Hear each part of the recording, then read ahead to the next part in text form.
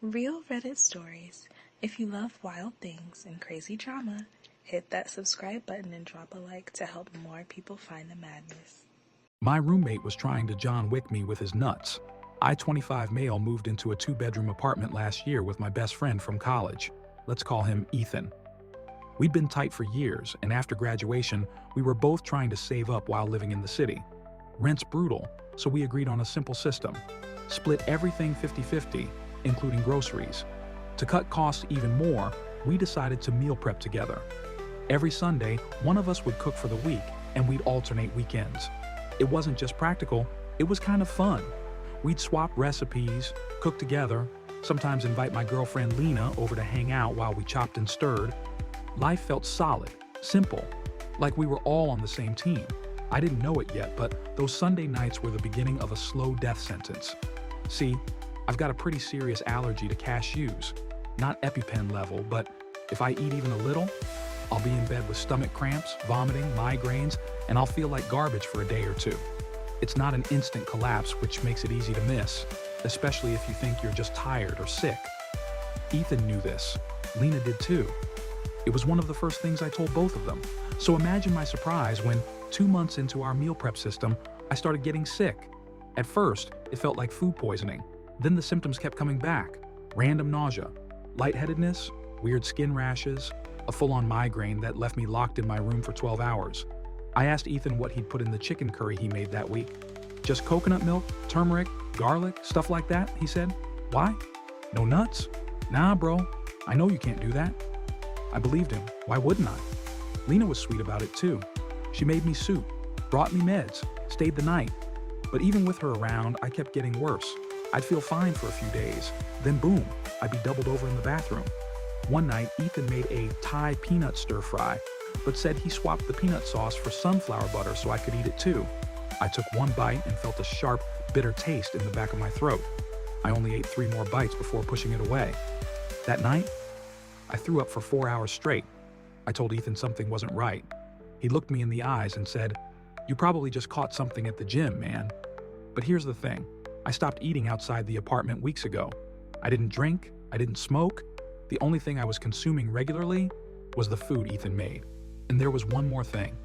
I walked in on Ethan and Lena whispering in the kitchen one night, and the moment they saw me, they flinched like kids caught stealing cookies.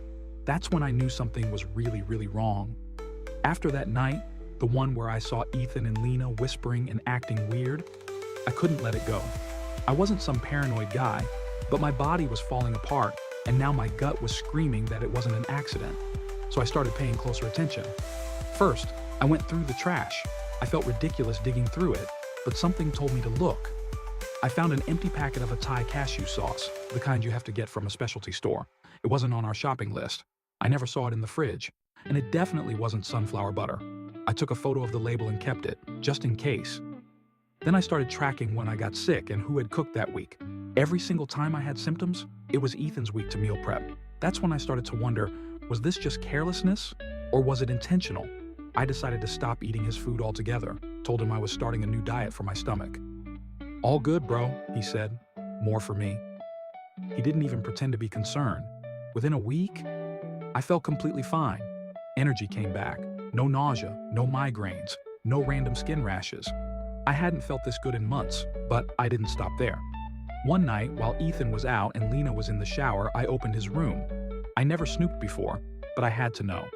Inside his closet, tucked behind a shoebox, was a sealed Ziploc bag of crushed cashews. Not a trail mix, not a snack, just crushed up nuts in a freezer bag. And in his dresser drawer, a second bottle of Thai cashew stir-fry sauce, hidden under his gym shorts. I took pictures of everything, and then I did something I'd never thought I'd do. I checked his laptop. The man didn't even have a password. I didn't find anything about me, but I did find a folder of photos, of Lena, screenshots of their messages, a video from my own bedroom. I couldn't watch more than 3 seconds. My best friend, my girlfriend, on my sheets. I don't even remember closing the laptop. My ears were ringing. I felt like I was going to throw up, but this time, not because of what I ate. It wasn't just betrayal. It wasn't just cheating. This man W was literally trying to replace me.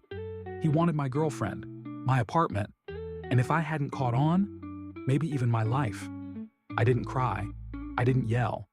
I sat there, stone cold, staring at that video folder until my eyes blurred. It all made sense now. The sickness, the lies, the smoothies, and the sketchy sauces. Ethan didn't just want to take what I had, he wanted me out of the way. I didn't know if he wanted me dead or just too weak to fight back, but either way, he messed with the wrong guy. The next morning, I smiled. I fist bumped him, said, "Yo, your meal prep this week slapped." He grinned like a snake. "Told you, bro. You just needed a little gut reset." I wanted to punch him, but not yet. I needed proof. I started documenting everything. Dates I felt sick, what he cooked, what was in the trash, what I found in his room, the messages, the video, even the unopened sauce bottle, which I moved to my own room for safekeeping. Then I talked to a friend, Kayla, who worked part-time at a food testing lab at the university. I told her it was for a nutrition project. She didn't ask too many questions. She tested one of Ethan's healthy smoothies I had poured into a sealed mason jar and saved. 3 days later, she texted, "Traces of cashew protein, low levels but consistent. This yours?" That was my green light. Now here's the trap. I asked Ethan if he could meal prep again next week because I'd be busy with work. He agreed, no hesitation. The night before, I accidentally left a jar of my own homemade almond butter in the fridge with a bright green label that said, "Do not eat, contains tree nuts." I don't have an almond allergy, but I knew Ethan couldn't resist the idea of covering his tracks by replacing the real ingredient with something else, and I had a hidden camera pointed at the kitchen. Sure enough, the footage showed him opening my almond butter, sniffing it, then replacing it with a jar from his gym bag. I zoomed in on the label, Thai cashew stir-fry sauce, and then the icing on the cake. I watched him text Lena. "He's going to eat it tomorrow. This should keep him down a few more days." That was it. Game over. I spent that whole night watching the footage over and over just to make sure I wasn't crazy. There it was, Ethan, sneaking in the poison. Lena, texting him like I was already a ghost. They thought I'd never figure it out, that I'd just wither away while they played house in my apartment, my life. But if they wanted to take everything from me, I was going to burn everything they touched to the ground. First stop, the police. I brought a USB drive with screenshots of the messages, photos of the crushed cashews and sauces, lab results from Kayla, video of Ethan tampering with the food footage of him texting Lena. This should keep him down a few more days. The officer at the desk didn't say much at first, but after 10 minutes he called in a detective. "You said this guy lives with you?" "Yeah, still does, but not for long." "And you're allergic to cashews?" "Severely. I've had multiple ER visits recently." "You might have just saved your own life." They filed a report. I left with instructions not to confront Ethan just yet, but I had something else planned. The next day, I took sick leave from work and made sure Ethan and Lena thought I was still passed out in bed. I called Lena and said I needed space, that I felt emotionally overwhelmed. She responded with, "Totally understand, babe. Let me know if you need anything." Babe. Disgusting. Then I sent a message to her phone from Ethan's number. I had taken a photo of his phone lock screen days earlier and guessed his passcode on the second try, 0407. Lena. "Want to come by while he's passed out again? I miss you. I'll leave the door unlocked." 10 minutes later, she walked in with wine, and that's when I hit record, on both of them. "Hey, babe," she called out. She didn't even flinch when she saw Ethan. She just walked right up and kissed him. "He's out cold again?" she whispered. "Yeah," Ethan said, smirking.